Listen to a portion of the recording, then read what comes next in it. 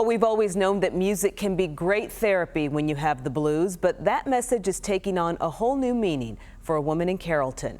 Sarah Hoye shows us how she used music to find what was lost. Good. Great. Meet Georgie Willcox. Not Georgia, Georgie. My last name is Willcox, spelled with 2 L's.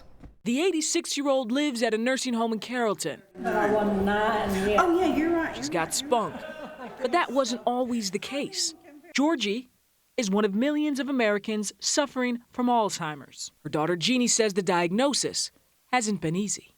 She kept denying it, but I knew that something was wrong because she would ask me the same questions over and over. Even tougher, losing the love of her life in November.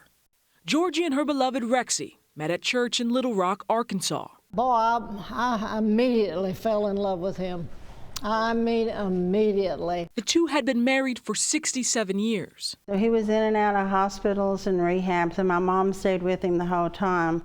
After he died, Georgie fell into a depression. She was inconsolable until one day when something happened. She decided to sit down at the piano and started playing.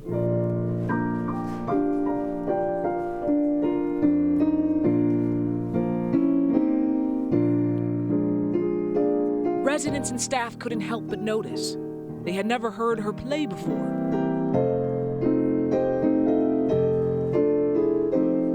Georgie learned to play when she was a little girl and played for decades.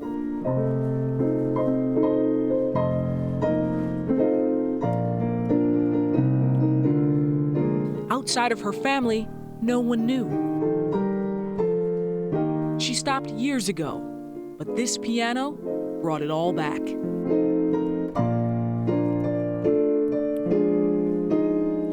In an instant, the music became her medicine.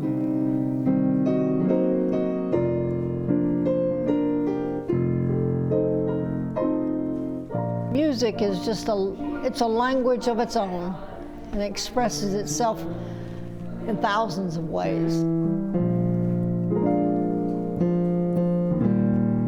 Today, playing gives her life.